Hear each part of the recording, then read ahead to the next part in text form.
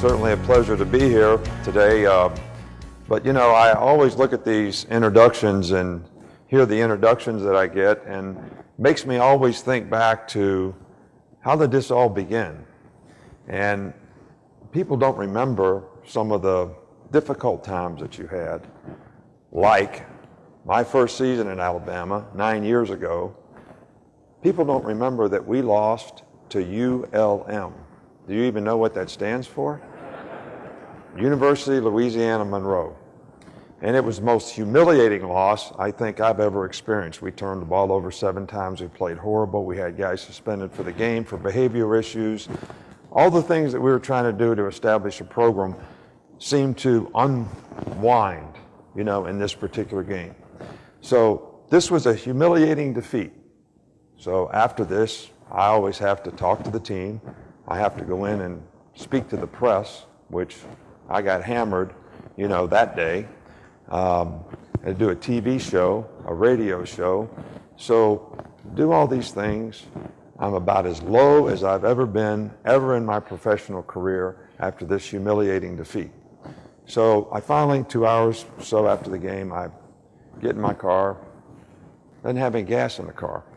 So now all of a sudden I'm gonna have to stop and get gas, and I just wanna get home and hide.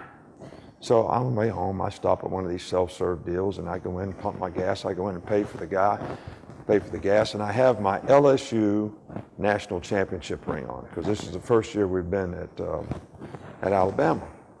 And when I'm paying the guy, he says, "Man, what is that?" I said, "Well, that's a national championship ring." And I said, "We're going to do the same thing here at Alabama." And he said, "We'll never do it as long as that Nick Saban's a coach." So, you know, they had bumper stickers out that says, "Jesus loves you and everybody else thinks you're a jerk." You know, so I know how to get started in a tough circumstance and a tough situation. All right, but what does it take to win? I think that's really what I want to sort of talk to you about today. You know, lots of people say you got to have a good game plan, you got to have great preparation, you got to have a foolproof system. In our case, it's offense, defense, special teams, recruiting, you know, all those types of things that we have to do that you can relate to what you have to do. And you have to have ability to adjust those things to the circumstance that you're in. But to me, the real key to winning is all about mindset. Mindset in your organization, all right, that's what's going to help you win. Because if you don't have the people thinking and focusing on what it takes to win, you're going to really struggle to be able to do that. And to me, it starts with, you got to have a vision. You got to have a vision for what you want to accomplish in your organization. You know, our vision is to create an atmosphere and environment where our players have a better chance to be successful in life because they were involved in our program through personal development, student academic success, being the best football players that they can be, and investing in their future and their ability to be successful in the future. So it doesn't really matter what your vision is. Could be to climb Mount Everest. You know, Michael Johnson spent 1,000 hours on affecting his time in the 200 meter so he could win a gold medal in the Olympics. 1,000 hours he invested. So it doesn't really matter what you want to accomplish or what you want to do. You have to have a vision for it, and then you have to understand, here's a defined process of things that we need to do to be able to accomplish this. So I don't care, again, if you climb Mount Everest, right, if you want to improve your track time, you want to win a championship in football, you want to have a more successful business, it doesn't really matter. But the most important thing, and where people fail the most, is you have to have the discipline to execute it every day. So what is discipline? And I'm sure you've heard doing what you're supposed to do, when you're supposed to do it, the way it's supposed to get done, right thing, right way, right time, all the time. But really the way I define it, and I think everybody in here can relate to this, I know our players can relate to it because we all do it 100 times a day. And we've probably already done it at some point today. Here's something that I know I'm supposed to do that I really don't want to do. Can you make yourself do it? And over here, there's something that you know you're not supposed to do but you want to do it. Can you keep yourself from doing it? Well, this sort of moral code that we all make decisions and choices about every day is what helps us stay focused on the process of what we need to do to accomplish the vision that we have. I mean, it's easy to figure out. Let's just say the simplest example is I want to go on a diet. I want to lose 10 pounds. That's my goal. That's my vision. Slim, fast, clearly defined, everything that I'm supposed to do. Where do we fail? After 3 days, back to eating pie and ice cream. All right, so that's the issue. All right, is how do we get people to do the right things and execute the plan that we have all the time? You know, Bill Parcells told a story when he was speaking at our clinic about when he played high school basketball and how disciplined his coach was. And his coach had 1,000 wins as a high school basketball coach. And they had one rule. You can never talk to the official. You can never talk to the official. They're playing their crosstown rivalry. There's a loose ball. He dives for it. The other guy knocks it out of bounds, but they award it to the wrong team. He jumps up and gets in the official's face and gets a technical foul. They make the baskets. They end up losing the game by 1 point. So when he came to practice the next day, kicked him out of practice for 3 days. Then he told him to go down, took him in the locker room, and said, undisciplined people do dumb things. Disciplined people do smart things. Which are you? So this is really, everything that we talk about is going to come down to how do you have the discipline to execute and do the things that you need to do your part. And one thing that everybody has to overcome to be able to do this is, am I going to do what I feel like doing, or am I going to choose to do the things I need to do to accomplish the goal and the vision that I have? This is a huge hurdle for everybody, because how many times have you heard somebody say, I don't feel like doing that? It doesn't matter what you feel like. You got to make choices and decisions based on what you want to accomplish and what you want to do. You got to be committed to it, and it's got to be important to you if you're able to do that. The other thing that people get affected by so much is, are you able to focus on the vision that you have, or are you going to get affected by the circumstance that you're in all the time?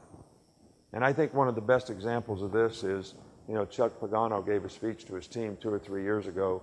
He's the head coach of the Indianapolis Colts. Was diagnosed with cancer.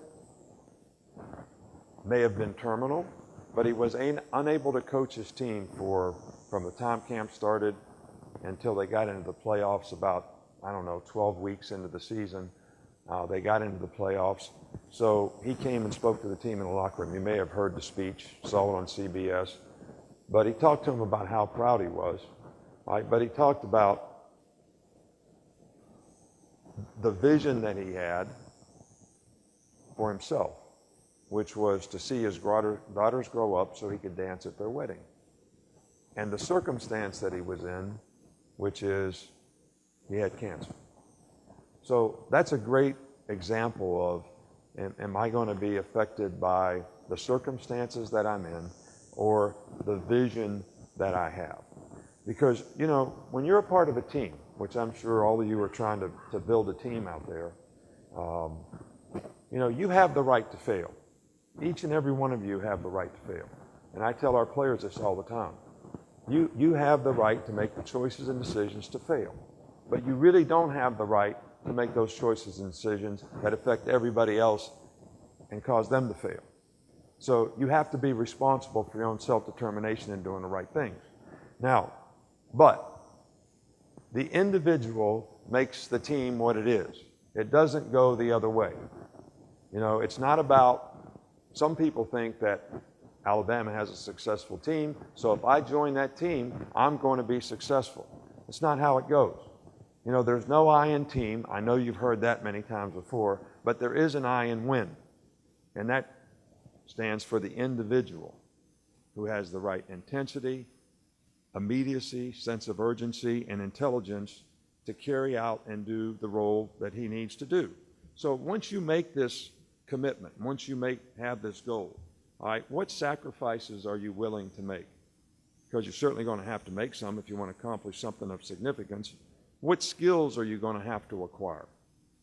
Who are you going to have to work with to be able to acquire those skills? What obstacles are you going to have to overcome? And probably the biggest obstacle we all have to overcome is self-pity.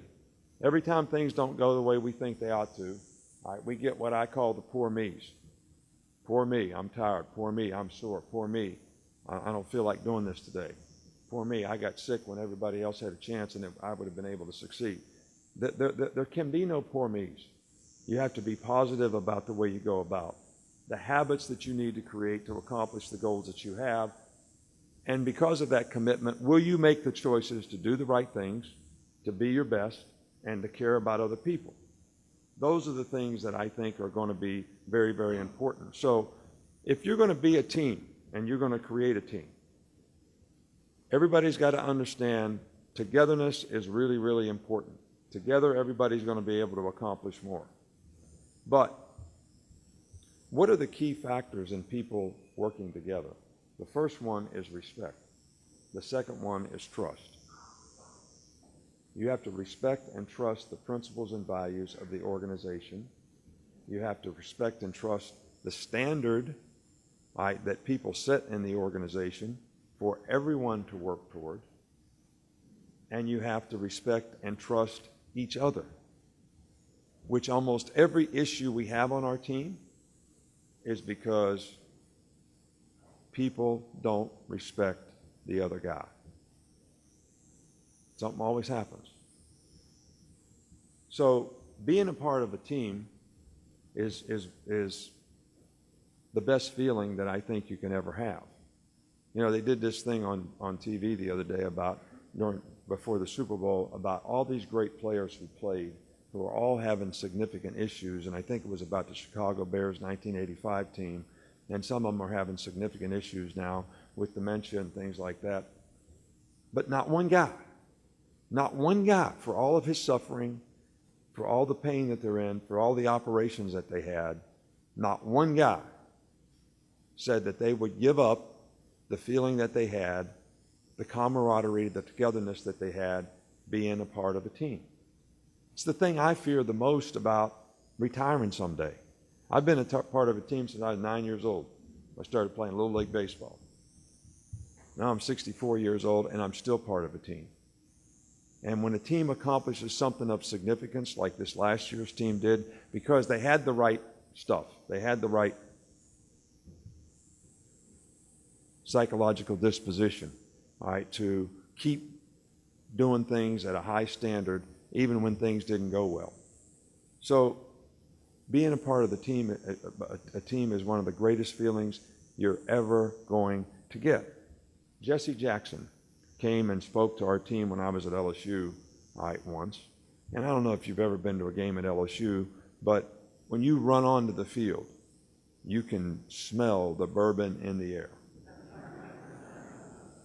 I mean, this is a celebration, a party like you've never seen before when you play a game there. But Jesse Jackson made the statement that Saturday night in Tiger Stadium is closer to the kingdom of God than my church. And I looked at him and I said, really? You got to be kidding me. And he said, no. Everybody's operating under the same rules. Everybody has the same goal. The rules are clearly defined, and everyone's together in spirit. So those three factors, when you think about it, are probably the most important factors that you have a team, to have a good team. They seem so simple. Everybody's got the same goal. Rules are clearly defined. Everybody's together in spirit. In other words, what's happening in the game is more important than any of their individual deals might be. So when I worked for Bill Belichick in Cleveland, he wasn't recognized as one of the best coaches, but I could certainly see that he was, because the one thing that he did is he clearly defined everybody's role in the organization. Then we had one sign, only one sign. No signs about win a championship, none of that. One sign was do your job. He defined the kind of players we wanted to bring to the team, the kind of size they wanted to have, defined every coach's role and what they were supposed to do, everybody in personnel, what their job was, defined. And then everybody had to be responsible and accountable to it. Well, I don't think you can have a team if you don't get that on your team. Everybody's got to be committed to the same standard and the same principles and values. You got to get the right people on the bus, you got to get them in the right seats, and you got to get the wrong people off the bus. Because mediocre people don't like high achievers, and high achievers don't like mediocre people. And if you let those two things coexist in your organization, you're never going to have any togetherness.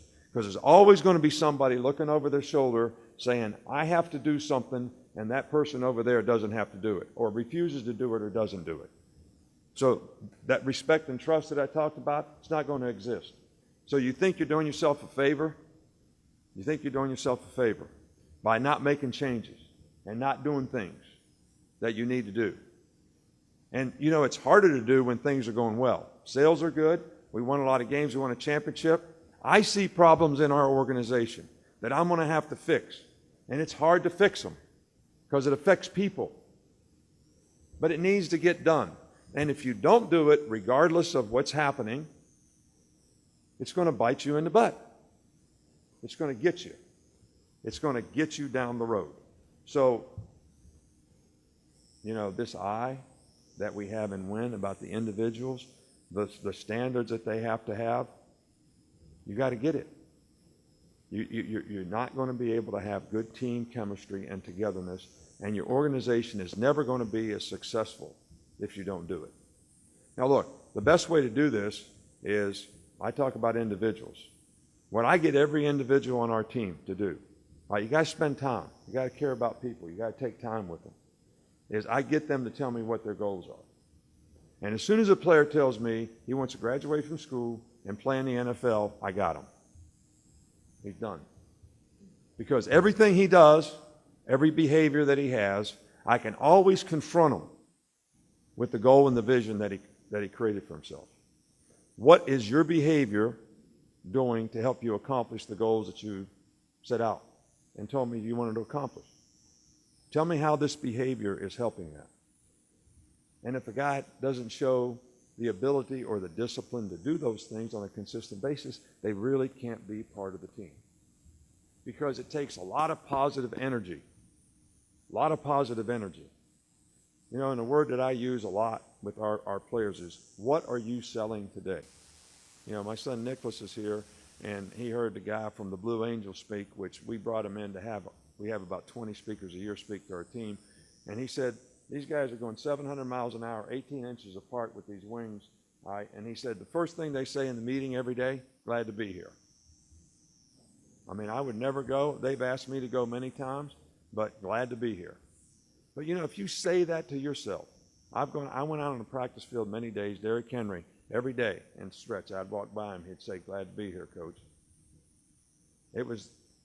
But when you say that to yourself, sometimes when you're feeling a little blue, or you're down, or you got some bad news about something, it makes you think of the gratitude that you should have for having the opportunity to be where you're at.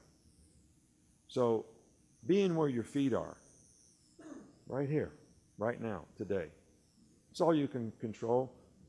So, you need to take a positive approach to it. You know, there's a book out there you might want to read called The Road Less Traveled. I was at a banquet in 1986. I remember this so well, sitting by a priest, a Catholic priest, and he said, I'm going to give you the name of this book. It's a spiritual development book, and it's about having a positive attitude. It's called The Road Less Traveled. So I get the book. The first line in the book says, life is difficult. And I'm saying, I'm not sure this priest wasn't a little maybe crazy, telling me that positive attitude book, spiritual development book, and the first line in the book is a negative statement. All right, but the point of the whole book was, if you expect everything to be easy, if you expect everything to work out well, everything that you do, you're always going to be disappointed because it's never going to happen that way. It's never going to happen that way. If your expectation is things are going to be difficult, there are going to be challenges, and you look at those challenges as opportunities, right, to grow, develop, to accomplish something of significance, then you're going to have a much better chance to keep the kind of positive attitude about things and look at it that way. And the one careful thing I think that in your business, because I see it when I don't have much to do with our dealerships, but I see it, everything is so goal-oriented. Everything is so result-oriented. And I'm a process-oriented guy, that when you create these expectations for people, sometimes those expectations can affect them because it makes it much more difficult for them to stay focused on the process of things that they have to do to be successful because they're so worried about reaching the goal. So the goal needs to be not something that's tangible all the time, not how many cars you sell, not how many games you win. It needs to be focused more toward what do I have to do to win those games? What do we need to do to sell those cars? And that's where everybody needs to put their energy. And they got to trust in it and believe in it, all right? But you got to create, the sort of standard and operation that people can believe in, which I think is really important. But if you don't have positive people, and one of the most things that I see out there most, and question yourself about this. Don't judge other people and other things. Don't judge. Just go through one day and don't judge anything. I hear all the time, I don't like this guy because of the way he wears his hair. Well, who are you to judge that? How about the kind of person he is? How about the kind of things that he does? All right? Don't judge. Be committed to the things that you need to do that you can control to be all that you can be. And if you have any leadership, you're going to try to affect that other person too, which I'm going to talk about, a little bit in a minute. So to be a team, everybody's got to buy into the standard. You've got to have positive energy and attitude about it, and everybody's got to be responsible for their own self-determination, which means accountability. Once you define all these things, you got to make people be accountable to it. And if you think that not confronting people who don't do the right things is helping your organization, you're absolutely wrong. You're absolutely wrong. You lose respect of the person who knows they're not doing it right, and you're not confronting them, and you lose respect of all the people who see you see it happen, and you don't say anything about it. And this is one of the biggest things that I have to deal with our coaching staff. They want to be friends with the players. They want to be buddies. But if you don't make them do right, and you don't make them do the right things, on and off the field, doesn't matter, you're going to lose their respect because they know what they're supposed to do. And they have an expectation for what they want you to do. Now, you don't have to be a jerk about how you do it, but make it about them. If you make it about them, remember when I just said, once they tell me they want to graduate from school and play in the NFL, I can always make it about them. Rolando McClain was a great player for us, plays for the Cowboys now. He was the 8th guy picked in the draft. But when he was a freshman, he had an incident where he was walking by the fraternity house. Guys were calling him names and yelling at him. They were all drinking. He wasn't doing anything wrong. But he got upset and got mad, and he went and got into confrontation with one of them. The police came, and he could have really got an assault charge against him. But the police called me instead, so I bring Roe in, and I say, you just can't do stuff like that. You can't be a part of our team and do things like that. You would have got arrested, and it would have made everybody look bad. And he said, Coach, where I come from, people don't call you those kind of names, and you don't do something about it. He was ready to fight me. So then I said, I'm going to take a little different approach here. So I said to him, Ro, you're a freshman. You're starting. You're going to be a first-round draft pick. And being a first-round draft pick, you're probably going to make $30 million. If you would have got an assault charge and they would have called the police instead of calling me,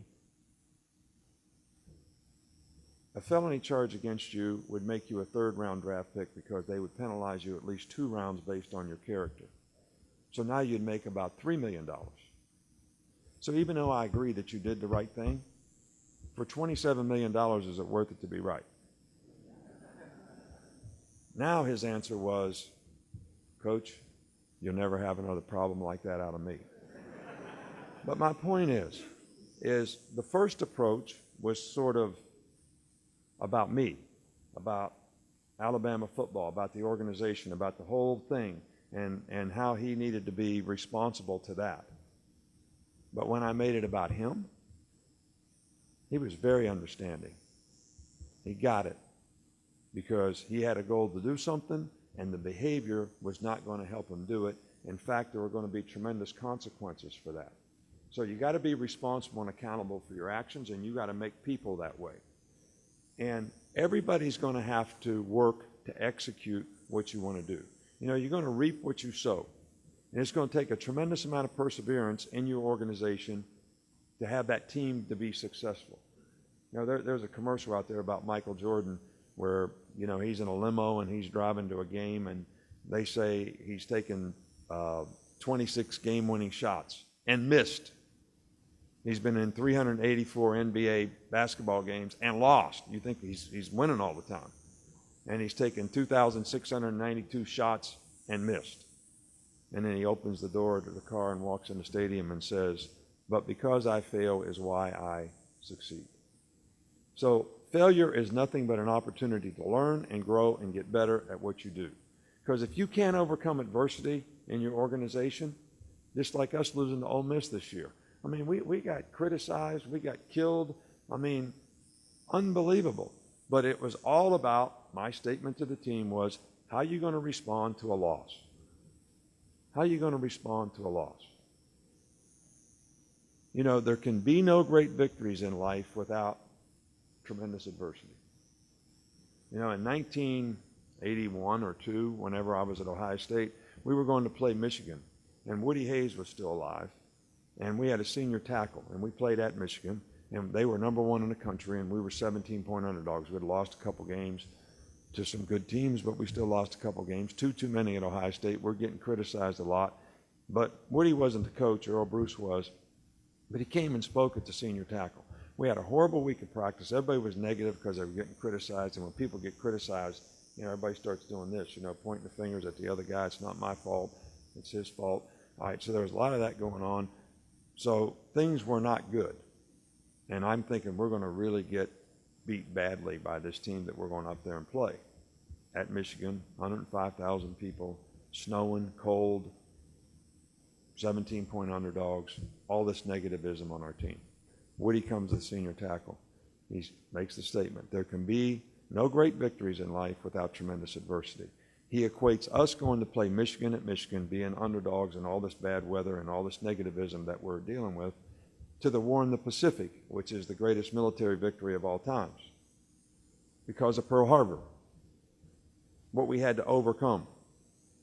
So he gives this speech, I mean, and we go, and the whole attitude of the whole team went from fear of failure to what an opportunity we have to create something of significance by going up there and winning this game. I mean, and we kicked the lion out their ass now. I mean, we beat them every way you could beat them. They didn't score a touchdown. They had the largest offense, or the most successful offense in the country. They were number 1, and they didn't score a touchdown in the game. But, you know, the interesting thing was Woody went on a trip with us, and he came in the locker room after the game. I mean, we played, you know, way over our heads emotionally and all that for 60 minutes in the game, and it was fun to see. But he said, that was the last game of the season. He said, I'm glad we don't have a game next week. And I'm looking at him like, hey, we finally arrived, man. I wish we played anybody in the country now. We'd beat anybody in the country. We're the best team in the country. He said, because there's not a team in the country we could beat next week. Because he understood, you know, how hard the players played, how emotional we were in the game. So, you know, but the point here is there can be no great victories in life without tremendous adversity. You have to be able to overcome adversity. And if you're going to do that, you have to be a relentless competitor. You know, I mean, does anybody here, can you tell me one word that describes any horror movie that you watch? What makes it a horror movie? What makes you afraid? What makes you afraid of Freddy Krueger in Friday the 13th? What makes you afraid? Can't kill the guy. Can't kill him. Relentless. You think you got him? His hand comes through the wall and chokes somebody, and we're off to the races again. We're scared to death.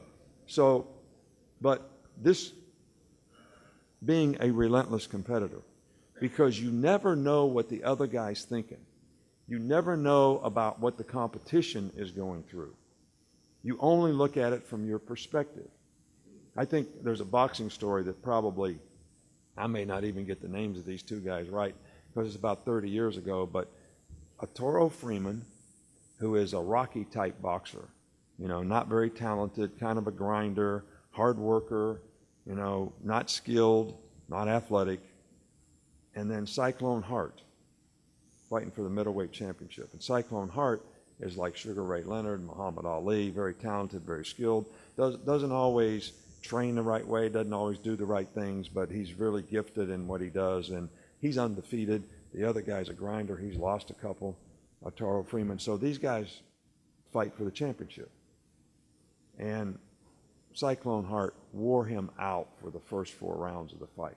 I mean, it was unbelievable. Because he hadn't trained, he couldn't sustain. All right, so the grinder, Arturo Freeman, keeps grinding, all right, punching, and eventually wins the fight. So crushed Cyclone Hart, who was a big favorite. I had the opportunity to be the middleweight champ and didn't take advantage of it. So they go in the locker room, and there was only a curtain between the press and where Cyclone Hart was. And in the press conference, Arturo Freeman makes the statement that I was hurting so bad in the 4th round, he had body punched me so much, if he would have hit me one more time in the ribs, I was going to quit. One more time, one more punch. But he never hit me again. And then I sustained. So my point is if you're a relentless competitor. Now, Cyclone Hart really felt bad. Not only did he lose the fight, he was 1 punch away from winning the fight because the guy was ready to quit, but he didn't know it. So you never know what the other guy's thinking. You never know where the competition is. So for you to be able to play the next play, not affected by the previous play, not affected by the scoreboard, but stay with what you need to do to be all you can be and be relentless to continue to play. Every time we play in a national championship game, everybody wants to talk about the national championship. We got a chance to win the national championship. We've been in 5 of them. We won 5 times. You know what I told every team before we played them? I don't want anybody to talk about the national championship. We're not talking about that. I don't want you to think about that.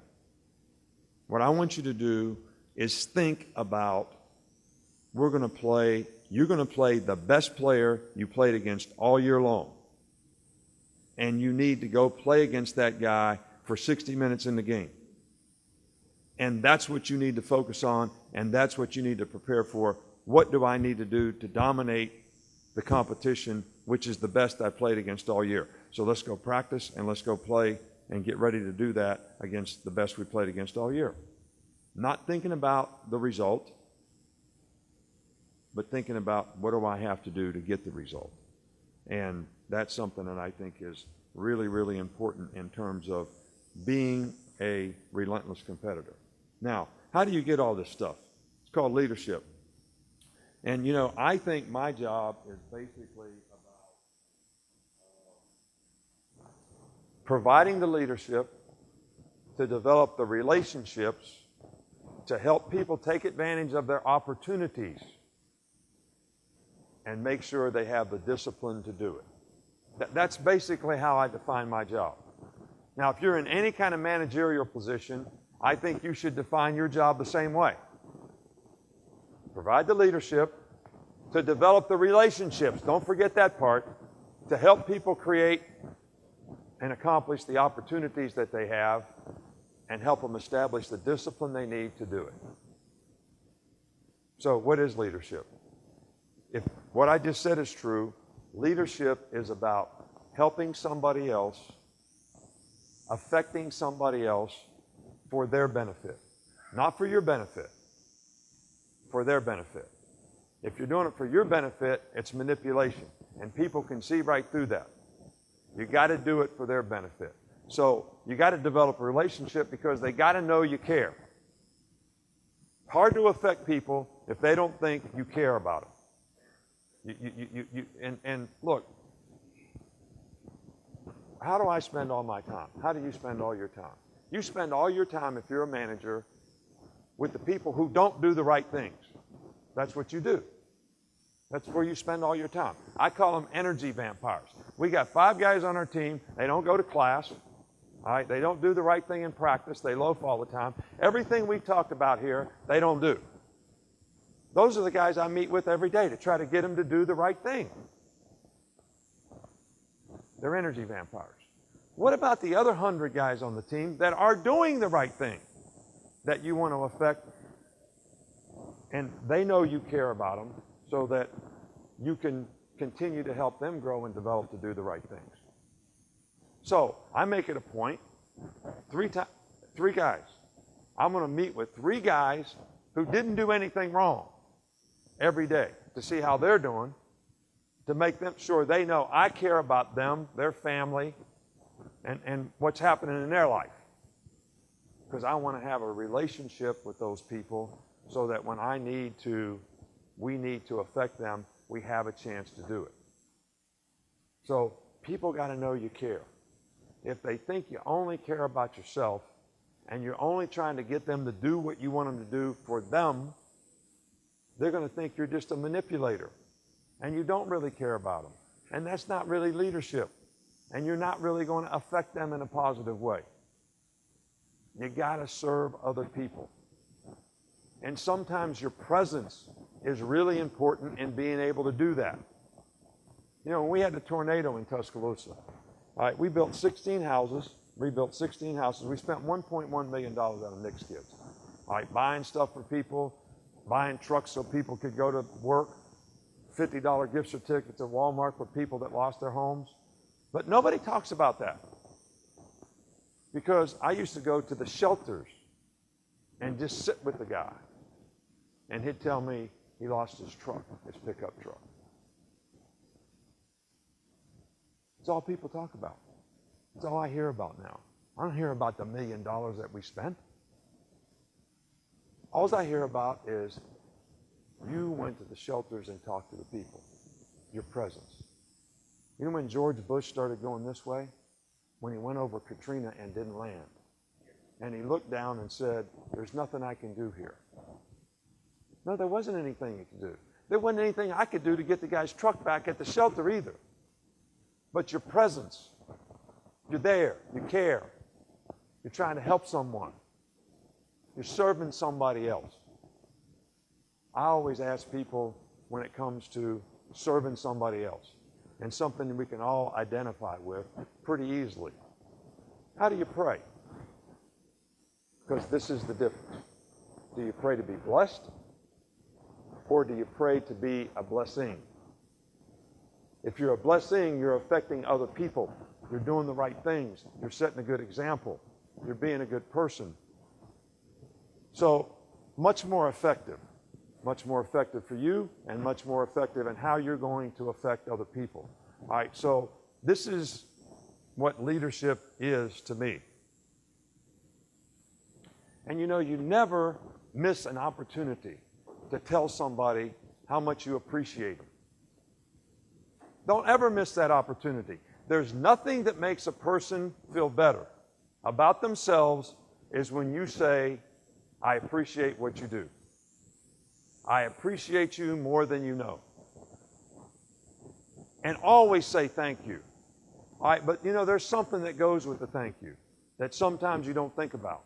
In fact, this is what I told our team. When we beat Florida in the championship game, all right, we have our banquet on Sunday night, and it recognizes all the people.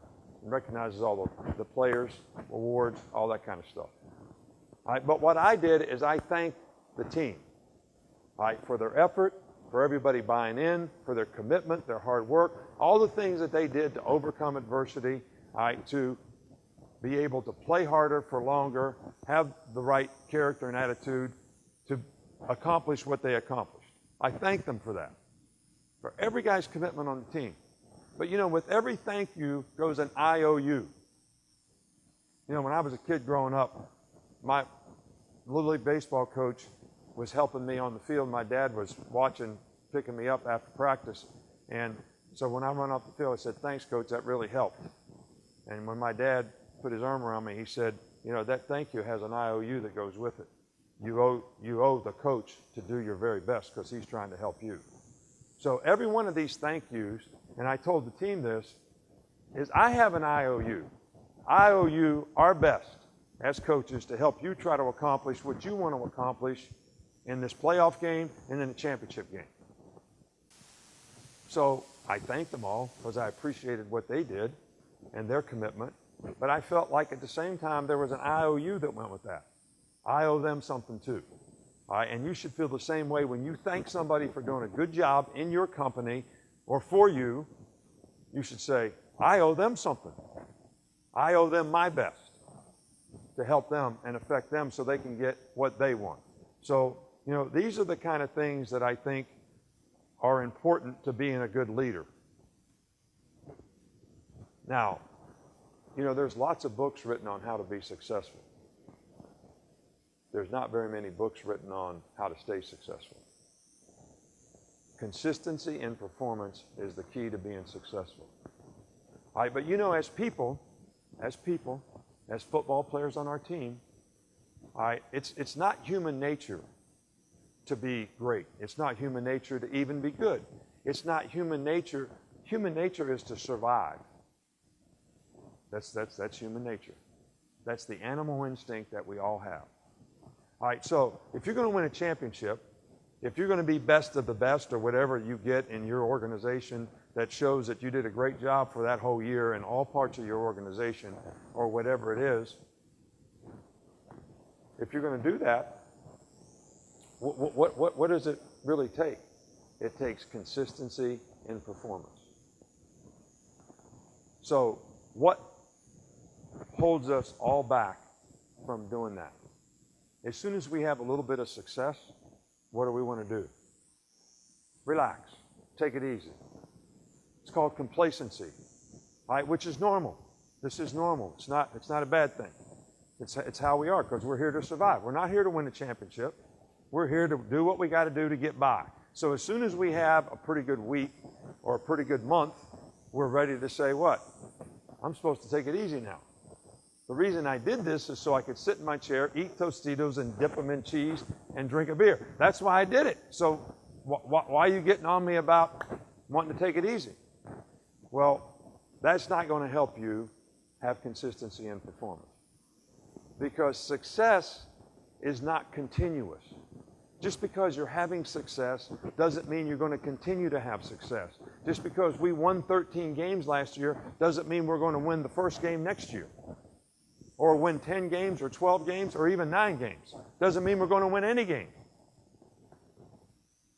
And when you have complacency and you get satisfied, it creates a blatant disregard for doing the right things. So you start to resent the very things that got you where you were. We pride ourselves in hard work. I resent that. I resent the hard work that you're making us do. Why are we running sprints? Well, we always ran them. This is what we did, exactly what we did last year on this day. Well, I don't think we need to do that anymore. All right, so you're always going to judge what's happening. Why do I have to do this? I just had a great month. I just sold however many cars. Whatever I did, we won so many games. Why do I have to do this? Success is momentary. It's not continuous. It's right then. This is what you did. That's over and done with. All right, you better be where your feet are and move on to the next one. Because when you are successful, you just become the target. You know, when I go around and go to these high schools, Tennessee's got a thing up. You know, it's not about Tennessee. It's about beat Alabama. So you become the target. You're good. You have a good product. So you sell the most, you do the most, you have the best business. People want to steal your people. I mean, look at us. Head coach of Florida, Georgia, Michigan State. Who else we got? We have almost someone from our organization in every SEC school. stealing our people. And every one of them's trying to hire my guys. So does that make it harder or easier? Is that time to relax, or is that time to put the pedal to the metal and keep going? So you got to stay focused on the things that helped you be successful. You got to stay focused on the vision and what you have to do, all right? Because the biggest challenge that we all have is just be the best you can be. Now, they're giving me the wind-up sign, so I'm going to close here with this, and then I'll let you answer some questions. You know, I say this to every team, and I give them this sermon every team in the beginning of the season, because I want them to relate to this. You know, if you want to be happy for an hour, eat a steak. If you want to be happy for a day, go play golf. If you want to be happy for a week, go on a cruise. If you want to be happy for a month, go buy a new car. But if you want to be happy in your life, just ask yourself one question. If I didn't show up here today, would anybody miss my ass? Because then you know you accomplished something of significance. And I always relate this back to if you could just be the best you can be. And I always relate this because this is said the best, and I'm paraphrasing this. Martin Luther King, this must have been 60, 70 years ago, gave a speech about the street sweeper. But he started out saying, there's a shoe shine guy in Montgomery, Alabama at the green stamp store who is the only guy I'll let shine my shoes. Because the pride and performance that guy has in shining your shoes. And the great feeling he has when you tell him he did a good job. And then he goes on to say, if you're going to be a street sweeper, be the best street sweeper in the world. Sweep the streets like Michelangelo painted the Sistine Chapel. Like Shakespeare wrote literature. Let him post a sign that says the best street sweeper in the world lives right here. Because if you do that, you accomplish the best there is in life, which is knowing you did your best to be the best you could be, no matter what you choose to do. Now, to me, that says it all.